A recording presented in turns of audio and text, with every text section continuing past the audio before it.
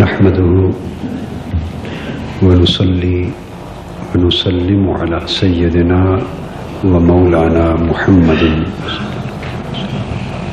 رسوله النبي الأمين المكين الحنين الكريم الرؤوف الرحيم. أما بعد، أعوذ بالله من الشيطان الرجيم. بسم الله الرحمن الرحيم. إنما المؤمنون الذين آمنوا بالله ورسوله ثم لم يرتابوا وجاهدوا بأموالهم وأنفسهم في سبيل الله أولئك هم الصادقون. صدق الله مولانا العظيم. معزز خواتین و حضرات اور کارکنان تحریک منہاج القرآن، اللہ جل مجدہ کا شکر ہے جس نے اپنی توفیق خاص سے ہمیں اقامت دین، اتحاد امت، احیاء و غلبہ اسلام اور مصطفی انقلاب کی اس عظیم تحریک اور عظیم مشن کا سپاہی بنایا، اور اس دور زوال میں ایمان اور اسلام کے دفاع کے لیے اور اللہ کے دین کی اقامت اور فروغ کے لیے ہمیں یہ نوکری عطا فرمائی. آج کی یہ مجلس جس میں دور و نزدیک کے مختلف اضلاع اور شہروں سے کارکنان تشریف لائے ہیں، اس کا جمعۃ المبارک میں حاضری کے علاوہ ایک خاص مقصد بھی ہے.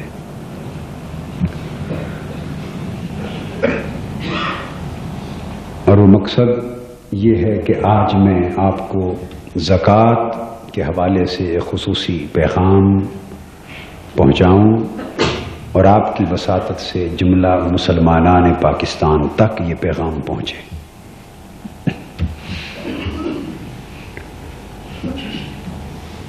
آپ کو معلوم ہے کہ اللہ کے دین کی جد و جہد ہو یا انسانی زندگی کی کوئی اپنی کاوش، وسائل اور مادی ذرائع کے بغیر اس میں نہ کوئی پیش رفت ہو سکتی ہے اور نہ ہی اس سے کوئی نتائج برآمد ہو سکتے. اجتماعی جد و جہد کا ایک قدم بھی آگے بڑھانے کے لیے پیسہ درکار ہوتا ہے.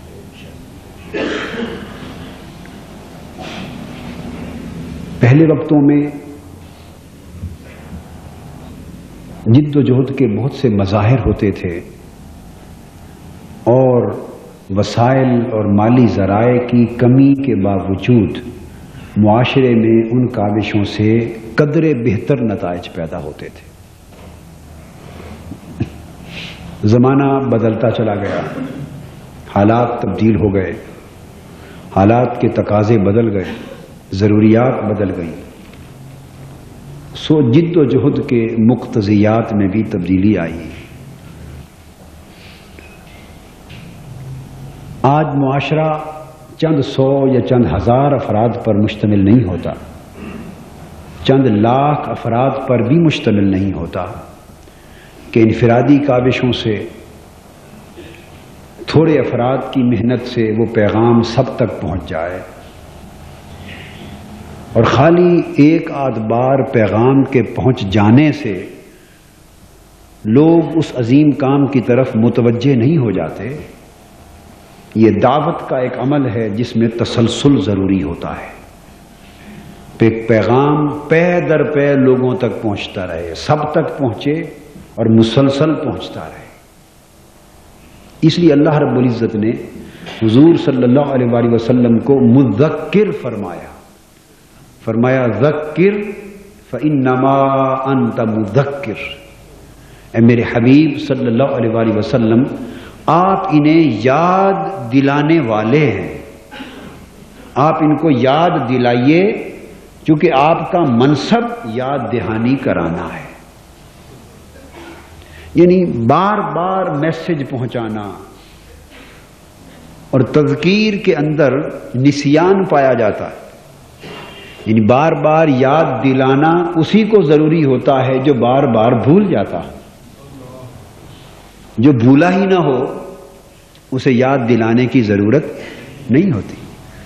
تو اللہ تبارک و تعالی نے منصب نبوت کو منصب تذکیر سے تعبیر فرمایا کہ اللہ کا نبی یاد دلانے کے لیے آتا ہے۔ یہ منصب اس بات کا اشارہ کر رہا ہے کہ لوگ بار بار اللہ کو بھولتے ہیں اور پیغمبر بار بار انہیں اللہ کی یاد دلاتے ہیں۔ گویا حکم تذکیر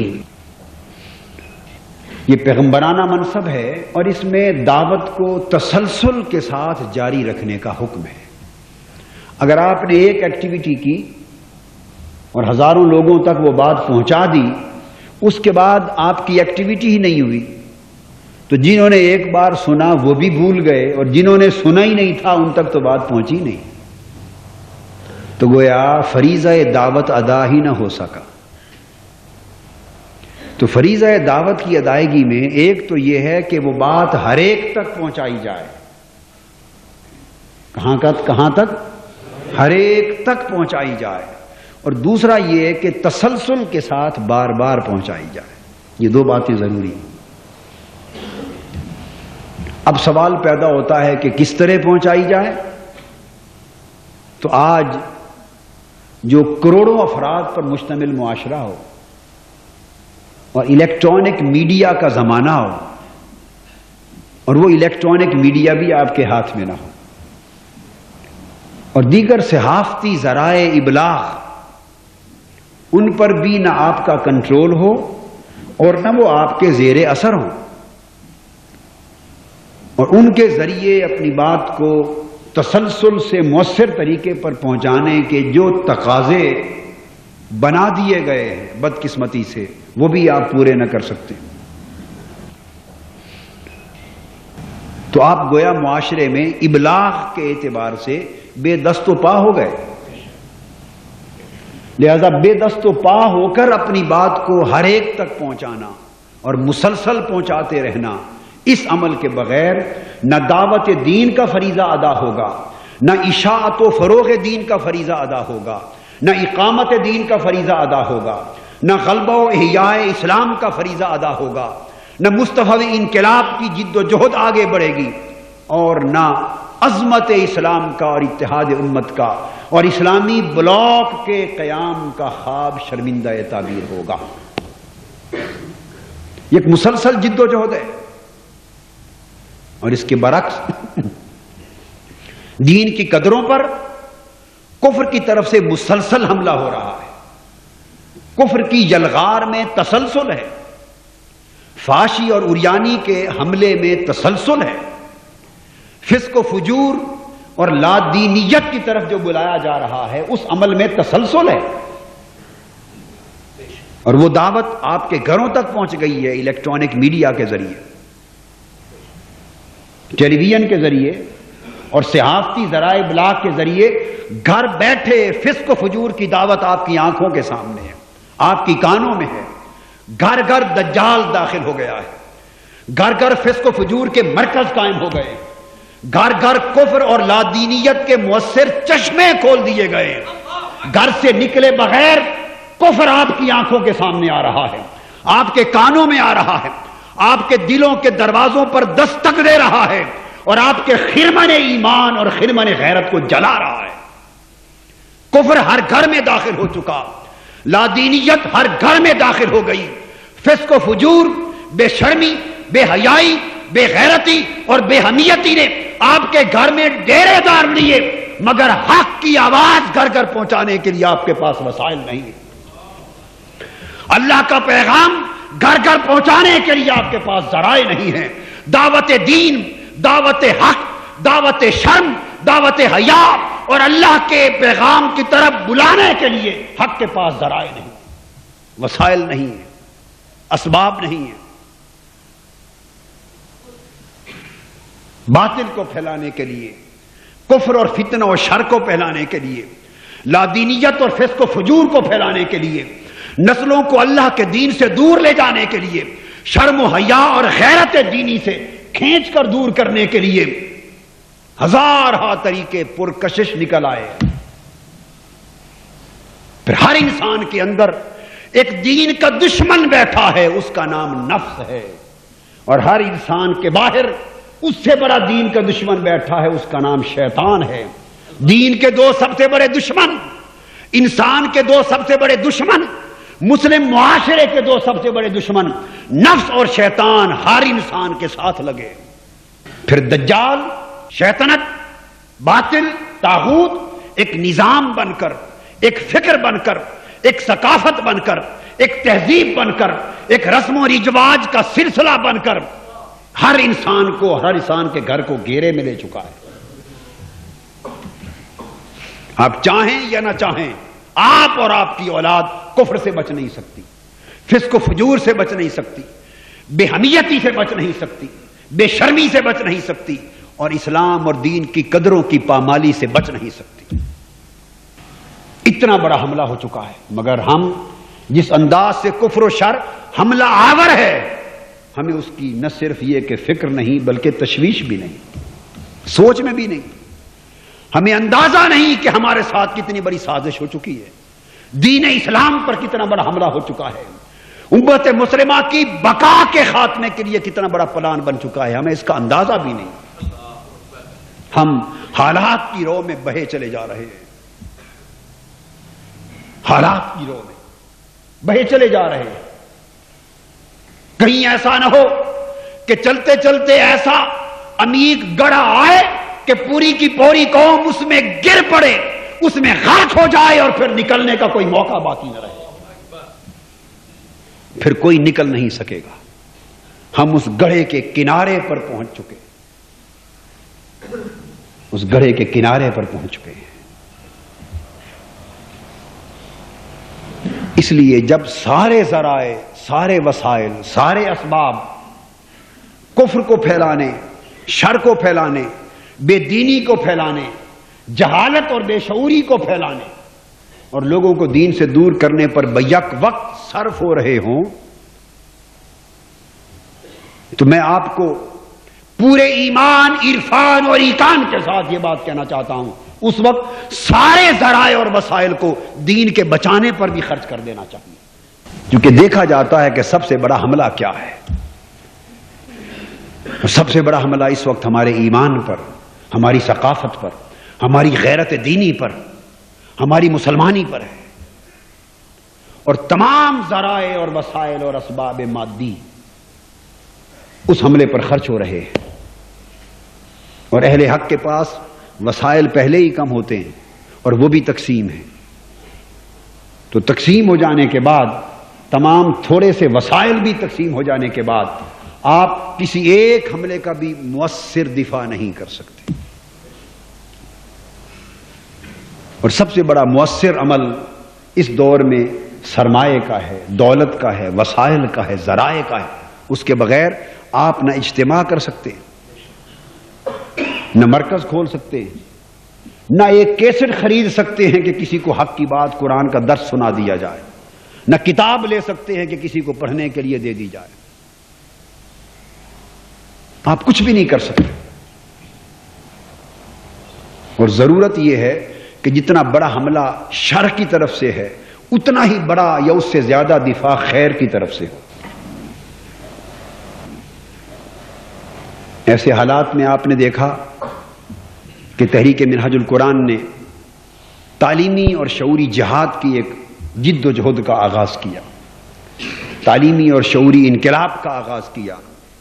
اور وہ ایسی تعلیم اور ایسا شعور ہے جس میں لادینیت کے خلاف بھی ایک جہاد ہے، جس میں ایمانی غیرت کا بچاؤ بھی ہے، جس میں دین کی اقدار کا تحفظ بھی ہے، جس میں کفر، طاغوت اور لادینیت کے حملے کے خلاف ایک محاذ پر دفاع بھی ہے، جس میں جہالت کی تاریکی کے خلاف نور کا پھیلانا بھی ہے، جس نے مسلمانی کا بچانا بھی ہے، جس میں مسلمانیت کی حفاظت بھی ہے، پاکستانیت کی حفاظت بھی ہے، اور خود پاکستان کی حفاظت بھی ہے، ہمارے اور ہماری نسلوں کے ایمان کی حفاظت بھی ہے۔ ہمہ جہت خیر ہے اس میں، ہمہ جہت خیر ہے۔ اس لیے اللہ رب العزت نے اور حضور نبی اکرم صلی اللہ علیہ وآلہ وسلم نے اسلام کے اندر حصول علم کو فرض قرار دیا اور فرمایا طلب العلم فریضۃ علی کل مسلم، ہر کلمہ گو اور مسلمان پر علم کا حاصل کرنا فرض ہے، علم کا حاصل کرنا فرض ہے۔ آج اس فرض کی ادائیگی سے بھی بے توجہی ہو چکی ہے، سارے فرض اس کے بعد ہیں، اساسی فرض ہے۔ اور قرآن مجید نے فرمایا قل هل يستوي الذين يعلمون والذين لا يعلمون، فرما دیجئے کیا جاننے والے اور نہ جاننے والے برابر ہو سکتے؟ نہیں۔ اے لا يستوي الذين يعلمون والذين لا يعلمون، یعنی جاننے والے اور نہ جاننے والے کبھی بھی برابر نہیں ہو سکتے۔ تو اللہ تبارک و تعالیٰ نے یہاں معاشرے کی قدر کا بیان کیا ہے کہ جس معاشرے میں علم ہوگا وہی معاشرہ بچ سکے گا۔ اس حد تک کہ حضور نبی اکرم صلی اللہ علیہ وآلہ وسلم ایک روز مسجد نبوی میں تشریف لائے، اس میں صحابہ کرام کے دو حلقے تھے، ایک حلقے میں کچھ صحابہ کرام بیٹھ کر ذکر اذکار کر رہے تھے، اللہ کا ذکر کر رہے تھے، ایک حلقے میں کچھ صحابہ کرام بیٹھ کر تعلیم اور تعلم کی بات کر رہے تھے، دین کا علم بڑھا رہے تھے، پھیلا رہے تھے، ایک دوسرے کو کمیونیکیٹ کر رہے تھے۔ حضور علیہ السلام تشریف لائے اور آپ نے بعض صحابہ سے فرمایا تم نے دیکھا ادھر ذکر کا حلقہ ہے، ادھر علم کا حلقہ ہے، بتاؤ ان دونوں میں سے زیادہ افضل اور اللہ کو محبوب کون ہے؟ ایک عام شخص یہی سوچ سکتا تھا نا کہ ذکر کا حلقہ افضل ہے جہاں اللہ کی یاد ہو رہی ہے۔ آپ نے فرمایا کام دونوں اچھا کر رہے ہیں مگر جہاں علم پہنچایا جا رہا ہے یہ حلقہ افضل ہے۔ حضور علیہ السلام چلے اور اہل ذکر کے پاس بیٹھنے کی بجائے مجلس علم میں جا کر بیٹھ گئے، ان کے ساتھ بیٹھے، مجالست فرمائی، ہم نشینی فرمائی اور فرمانے لگے انما بعثت معلما، اللہ نے مجھے معلم بنا کر مبعوث فرمایا، علم دینے والا بنا کر مبعوث فرمایا۔ الحمدللہ تحریک منہاج القرآن نے اس دور میں اس سنت کے احیاء کی ذمہ داری قبول کی ہے، اس فروغ علم اور اشاعت علم کی اجتماعی ذمہ داری کو ایک تحریک، ایک چیلنج، ایک منصوبے کے طور پہ قبول کیا ہے۔ اتنا بڑا عظیم دینی اور تعلیمی منصوبہ غیر حکومتی اور غیر ریاستی سطح پر میرے علم کے مطابق شاید مشرق سے مغرب تک دنیا کی کسی تحریک نے بپا نہیں کی، دنیا کی کسی تحریک نے۔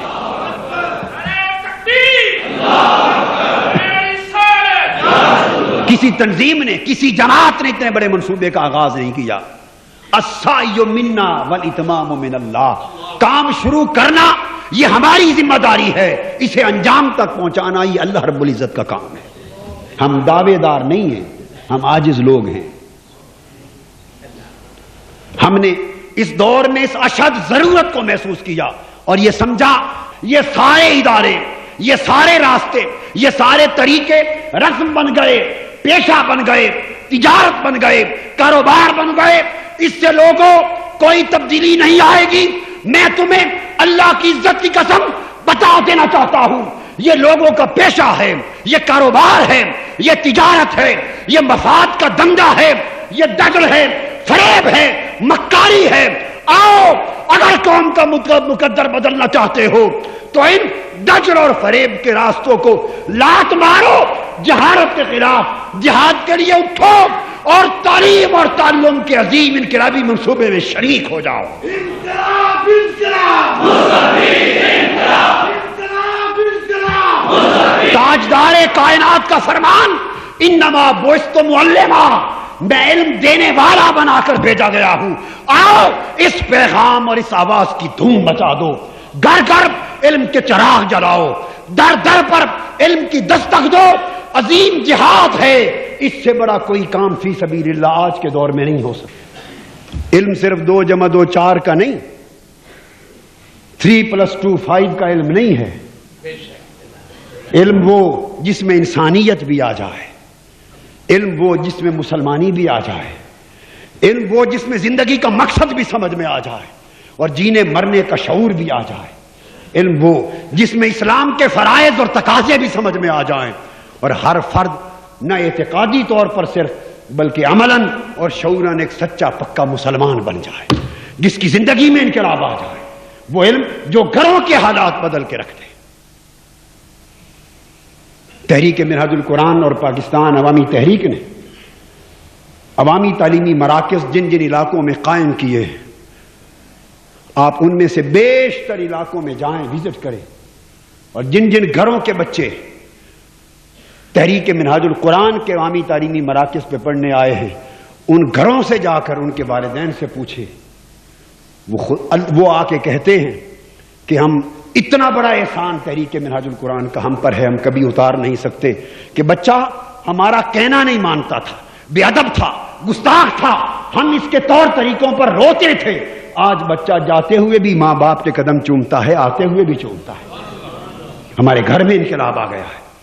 جو بے نمازی تھے وہ نمازی بن گئے، جن گھروں میں قرآن نہ تھا وہاں قرآن پڑھا جانے لگا، جن گھروں میں دین نہ تھا وہاں دین کی روشنی شروع ہو گئی، جن گھروں میں اخلاق اور آداب نہ تھے وہاں اخلاق اور آداب کا آغاز ہو گیا۔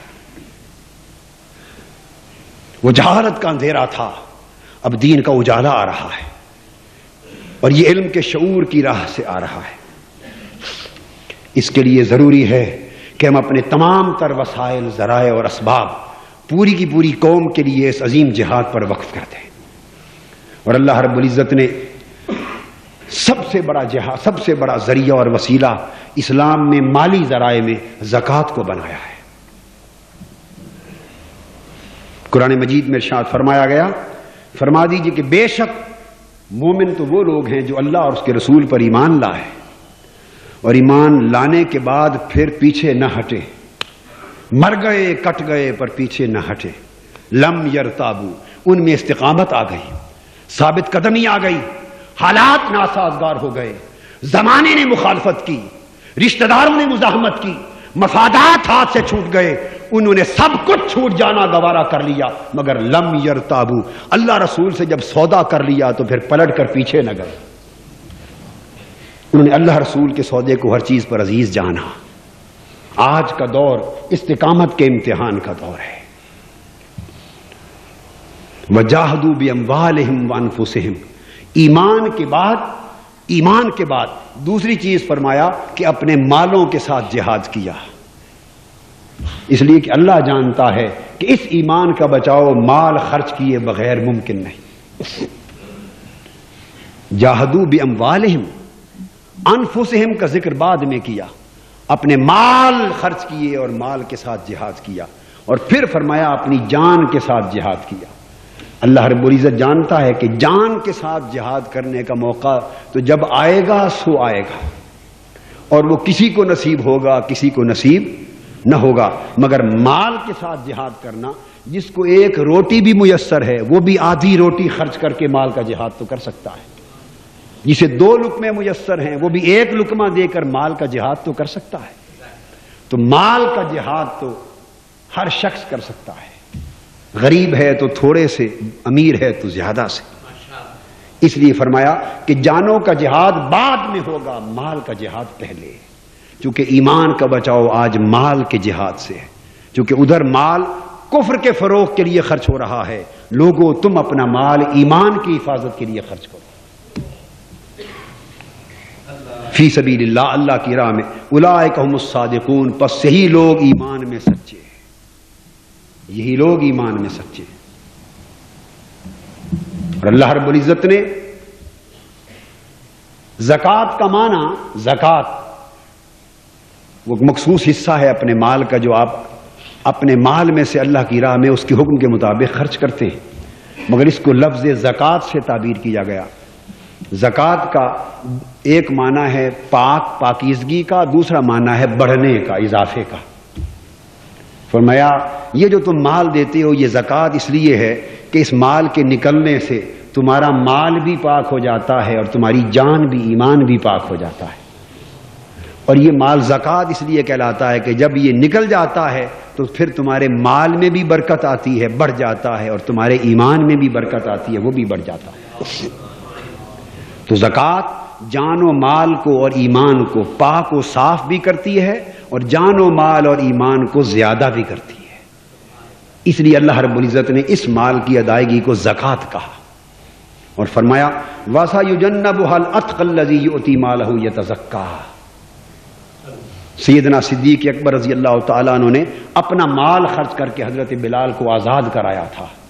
تو اللہ رب العزت نے فرمایا یہ بڑا متقی جس نے اپنا مال خرچ کر کے خود کو پاک و صاف کر لیا اور اپنے ایمان اور مال کو بڑھا لیا، یہ دوزخ کی آگ سے ہمیشہ کے لیے آزاد کر دیا گیا.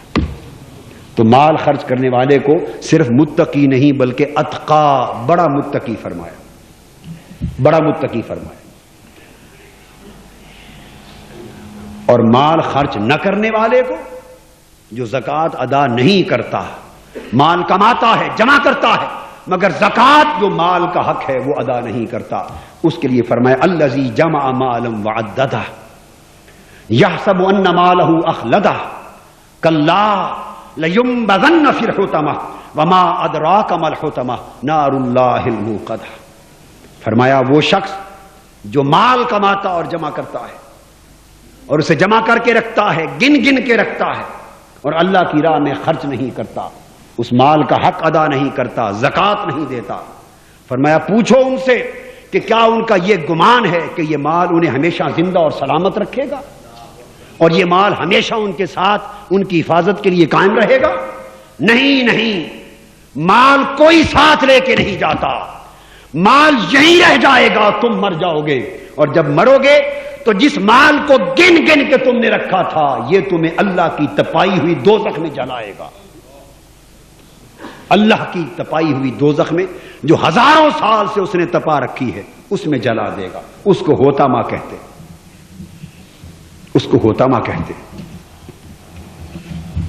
اور دوسرے مقام پر قرآن مجید نے فرمایا الذین یکنزون الذهب والفضة ولا ينفقونها فی سبیل اللہ فبشرهم بعذاب علیم. جو لوگ سونا چاندی اور مال و دولت کو جمع کر کے رکھتے اور اللہ کی راہ میں خرچ نہیں کرتے، میرے حبیب انہیں دردناک عذاب کی بشارت دے دے. توحید و رسالت کی شہادت کے بعد زکوٰۃ کو صلاۃ، نماز کا ہم پلہ قرار دیا اور ہر جگہ حکم ہوا وَأَقِیمُوا الصَّلَاةَ وَآتُوا الزَّکَاةَ وَارْکَعُوا مَعَ الرَّاکعِینَ. نماز قائم کرو اور زکوٰۃ ادا کرو، نماز قائم کرو اور زکوٰۃ ادا کرو. گویا دین میں جس طرح نماز کی ادائیگی فرض ہے اس طرح زکوٰۃ کی ادائیگی فرض ہے، اور جس طرح نماز کے تارک پر عذاب ہے اس طرح زکوٰۃ کے تارک پر عذاب ہے. مگر جتنی خوشخبریاں اللہ رب العزت نے زکوٰۃ دینے والے اور اللہ کی راہ میں مال خرچ کرنے والے کو دی ہیں، اس طرح کی خوشخبریاں شاید محض نماز پڑھنے والے کو بھی نہیں دی گئی. سیدنا مولا علی شیر خدا رضی اللہ تعالی عنہ، انہوں نے، اور سید عالم فاطمۃ الزہرا رضی اللہ تعالی عنہ، انہوں نے روزے رکھے اور اپنا مال ایک دن مسکین پر، ایک دن یتیم پر، ایک دن اسیر پر خرچ کر دیا، کھانا ان کو کھلا دیا. ایک روٹی ایک وقت کے کھانے کا مال تھا، وہی خرچ کر دیا. اللہ پاک نے فرمایا وَيُطْعِمُونَ الطَّعَامَ عَلَىٰ حُبِّهِ مِسْكِينًا وَيَتِيمًا وَأَسِيرًا. وہ اللہ کی محبت میں اپنا مال دیتے ہیں اور کھانا کھلاتے ہیں، کبھی یتیموں کو، کبھی مسکینوں کو، کبھی اسیروں کو. اور کیا کہتے ہیں انما نطعمکم لوجہ اللہ، ہم نے تمہیں صرف اللہ کی رضا کے لیے کھانا کھلایا ہے. لا نرید منکم جزاء ولا شکورا، ہم تم سے نہ بدلہ چاہتے ہیں نہ شکر مندی چاہتے ہیں. اللہ پاک نے ان کے اتنے سے عمل کو بھی قرآن کا مضمون بنا دیا. اور جب سیدنا صدیق اکبر رضی اللہ تعالیٰ عنہ نے اپنا مال خرچ کیا حضرت بلال پر تو فرمایا ما لأحد عنده الا من نعمت تجزا الا ابتغاء وجه ربه الاعلى ولسوف يرضى. میرے حبیب ابو بکر صدیق رضی اللہ تعالیٰ عنہ نے اپنا مال خرچ کر کے ایک کو جو غلامی سے نجات دلائی ہے، یہ کسی اور حاجت اور کسی اور احسان کا بدلہ نہ تھا، صرف اللہ کی رضا کے لیے تھا۔ وہ میری رضا کے لیے مال خرچ کر رہا تھا۔ میرے حبیب بتا دے کہ اسے خوشخبری سنا دے، اے ابو بکر ان قریب تیرا رب تجھ سے راضی ہو جائے گا۔ اور جب سیدنا صدیق اکبر رضی اللہ تعالیٰ عنہ نے اپنا سارا مال غزوہ تبوک پر خرچ کر دیا اور حضور علیہ السلام نے فرمایا ما ترکت وما ابقیت لأہلک یا ابا بکر، اے ابو بکر گھر والوں کے لیے کیا چھوڑ آئے ہو؟ پوچھا کیا چھوڑ آئے ہو؟ وہ سیدنا صدیق اکبر، وہ پروانہ چراغ مصطفی، وہ امام اور سر خیر گروہ عاشقہ فرمانے لگے یا رسول اللہ اب کہت لہم اللہ و رسولہ، مال تو سارا جمع کر کے اللہ کی رضا کے لیے آپ کی قدموں پر لا پھینکا ہے، رہ گئے گھر والے، گھر والوں کے لیے اللہ اور اللہ کا رسول چھوڑ کے آیا ہوں۔ بس جب مال سارا اللہ کی بارگاہ میں اللہ کی رضا کے لیے خرچ کر دیا، رب کائنات نے فرمایا جبرائیل فوری جا میرے ابو بکر جیسا لباس پہن لے اور میرے مصطفیٰ کی بارگاہ میں جا کر میرے رسول کی وساطت سے میرے ابو بکر کو میرا سلام پہنچا۔ صدیق اکبر رضی اللہ تعالیٰ عنہ نمازیں بھی پڑھتے تھے، روزے بھی رکھتے تھے، تہجد بھی پڑھتے تھے، جہاد بھی کرتے تھے، ارے سارے اعمال صالحہ کرتے تھے، مگر یہ مقدر کا ستارہ کسی عمل کے نتیجے میں نہ چمکا۔ جس دن سارا مال خدا کی راہ میں اس کی رضا کے لیے خرچ کیا، اس دن حالت ہی خدا کی مرضی کی کچھ اور تھی۔ اس دن خدا کے خوش ہونے کا حال ہی کچھ اور تھا۔ نمازوں کے نتیجے میں جبریل کو نہ بھیجا، جہاد کے نتیجے میں جبریل کو نہ بھیجا، جب سارا مال لٹا کر خوش آئے تو جبرائیل امین آیا، عرض کیا یا رسول اللہ صلی اللہ علیہ وسلم اللہ پاک نے ابو بکر کو سلام بھیجا ہے، آپ سلام پہنچا دیں۔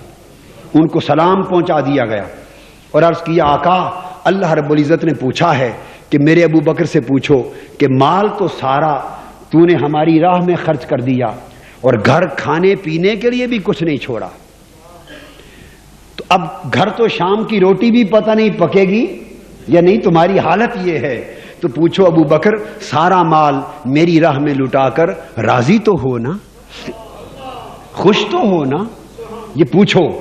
تو جب یہ سوال کیا کہ حضور علیہ السلام نے کہ اللہ پاک نے میرے ابو بکر یہ پوچھا ہے کہ حل انت راض، کیا آپ حل انت عن ربک راض، کیا آپ نے رب سے راضی ہیں؟ کمال تھا ان کا ایمان۔ سیدنا صدیق اکبر وجد میں آ گئے، رونے لگ گئے اور خوشی سے تڑپنے لگ گئے اور کھڑے ہو کے عرض کرنے لگے آقا انا ربی راض، انا ربی راض، انا ربی راض، میں تو سب کچھ لٹا کر بھی ڈر رہا تھا کہ یار نے قبول کیا ہے یا نہیں کیا، میں تو رب سے راضی ہوں، رب سے راضی ہوں، رب سے راضی ہوں۔ یہ خوشخبری بھی سنا دے کہ وہ بھی راضی ہوا یا نہ ہوا، اس کو دینے والے تو بہت ہیں، میرے دینے سے خوش ہوا یا نہ ہوا۔ دوستان محترم، اللہ کی راہ میں زکوٰۃ دینا اور پھر زکوٰۃ سے بڑھ کر مال کا خرچ کرنا اتنا بڑا عمل ہے اور اس کی اتنی بڑی قبولیت ہے کہ کوئی عمل اس کے قبولیت کے برابر نہیں جا سکتا۔ اب رجب کا مہینہ آ رہا ہے، اس کے بعد شعبان کا مہینہ ہوگا، پھر ماہ رمضان ہوگا۔ تحریک کے کارکنوں اور مصطفی انقلاب کے سپاہیوں، ہر شخص مالدار مال کو روکنے والا اور گننے والا ہی نہیں، ایسے بھی اس معاشرے میں ہیں کہ جو اللہ کا حق اپنے مال میں سے نکالتے ہیں مگر ان کے پاس صحیح مصرف نہیں ہے، انہیں یہ معلوم نہیں کہ اس مال کا اچھا مصرف کیا ہے۔ یہ آج کا میرا خطاب ایک پیغام ہے اور اس ملک کے ہر اس اہل ثروت تک پہنچا دیجئے جو اللہ کی راہ میں اس کا حق نکالتا ہو، نکالنا چاہتا ہو مگر اسے یہ خبر نہ ہو کہ اس کا اچھا مصرف کیا ہے، میرا پیغام پہنچا دو۔ میں نے بتا دیا کہ اس مال کا اللہ کا حق نکالنے والوں، اللہ کی راہ میں جہاں بھی خرچ کرو گے وہ اس کا مصرف ہوگا، مگر اس کا بہتر مصرف اس وقت اس تعلیمی، شعوری اور دینی جہاد میں اپنا مال خرچ کرنا ہے تاکہ پوری قوم کے ایمان کو بچایا جا سکے، پوری ملت کے دین کی حفاظت کی جا سکے اور جہالت اور بے شعوری کے اندھیروں میں ڈوبی ہوئی قوم کو علم کا نور عطا کیا جا سکے، دین کا شعور عطا کیا جا سکے، ڈوبتی ہوئی غیرت ایمانی کی کشتی کو سنبھالا دیا جا سکے، اور گھر گھر داخل ہونے والے دجال کے خلاف دین کا جہاد بپا کیا جا سکے۔ یہ سب سے بڑا مصرف ہے جس کو شہروں سے لے کر دیہاتوں تک تحریک منہاج القرآن نے بپا کیا ہے۔ یہ ایک تحریک کا فریضہ نہیں، تحریک کا فریضہ ایک چراغ جلانا تھا، تحریک کا فریضہ دائی بن کر اس قوم کو بلانا تھا۔ اب لبیک کہنے کی ذمہ داری قوم کے افراد کی ہے۔ تحریک کے کارکنوں، سپاہیوں، آرام چھوڑ دو، آرام کو اپنے اوپر حرام کر لو اس وقت تک جب تک مصطفیٰ کا دین زندہ نہ ہو جائے، جب تک آقا کی امت کی حفاظت نہ ہو جائے، جب تک ایمان کی ڈاوا ڈول کشتی کو بچا کر ہم ساحل مراد تک نہ پہنچا دیں۔ آرام کو حرام کر لو، آرام کو حرام کر لو، آرام کو حرام کر لو۔ میرے آقا کے دین پر حملہ ہو گیا ہے، آقا کی امت کی غیرت دین کے خرمن کو آگ لگ گئی ہے۔ اٹھو، جب تک یہ آگ بجھ نہ جائے آرام سے لیٹنا تم پر حلال نہیں ہے۔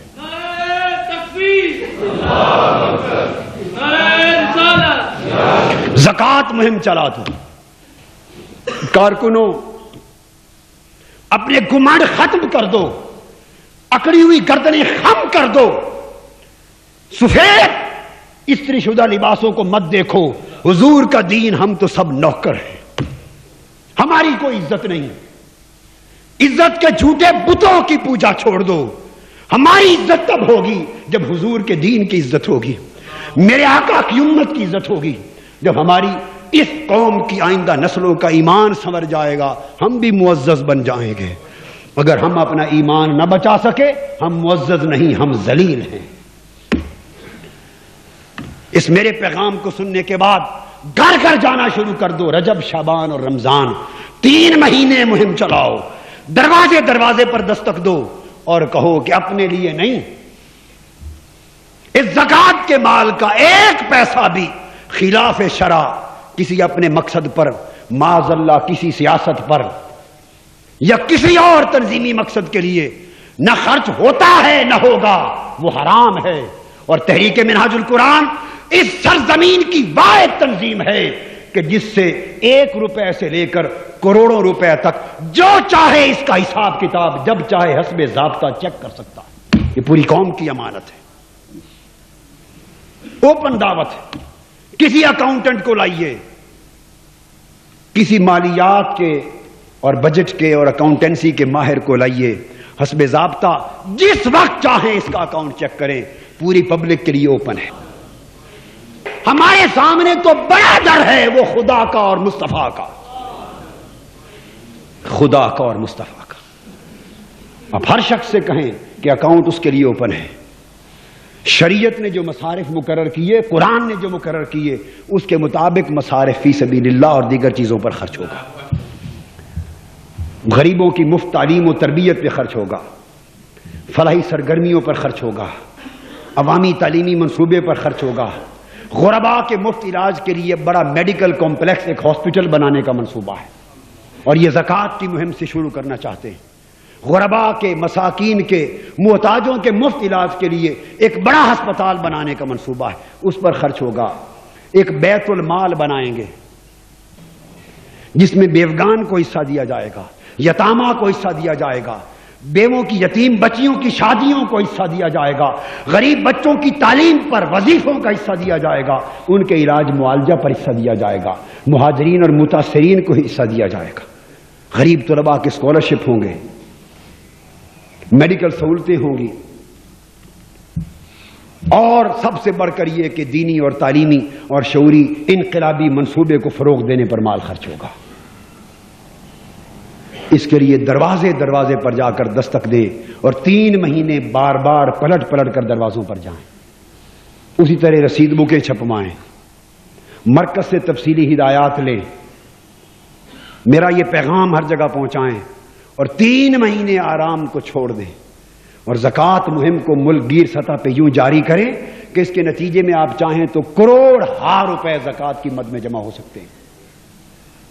اور پھر ہمارے کام کے بیشتر مصارف وہ ہیں جو ان پر زکوٰۃ خرچ ہوتی ہے، عزو شرع، ان مصارف پر زکوٰۃ خرچ ہو، دینے والوں کا مال بھی صحیح مصرف پہ خرچ ہوا، اور اللہ کے دین کی، غرباء کی، مساکین کی، حاجت مندوں کی اور غریب معاشرے کی اور جہالت میں ڈوبے ہوئے انسانوں کی ہر لحاظ سے قرآنی حکم کے مطابق صحیح خدمت بھی ہوگی۔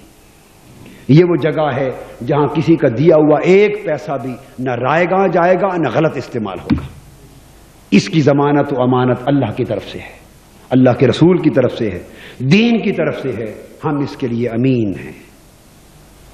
اللہ تبارک و تعالی آپ کو مستعد کرے، مجاہد بنائے، اور صبح و شام اللہ کے دین کی اقامت اور حضور کی امت کی نوکری کے لیے آپ اخلاص اور اجتہاد کے ساتھ وقف کر سکیں۔ وما علینا الا البلاغ۔ اللهم صل على سيدنا ومولانا محمد وعلى آله وصحبه وبارك وسلم۔ اللهم صل على سيدنا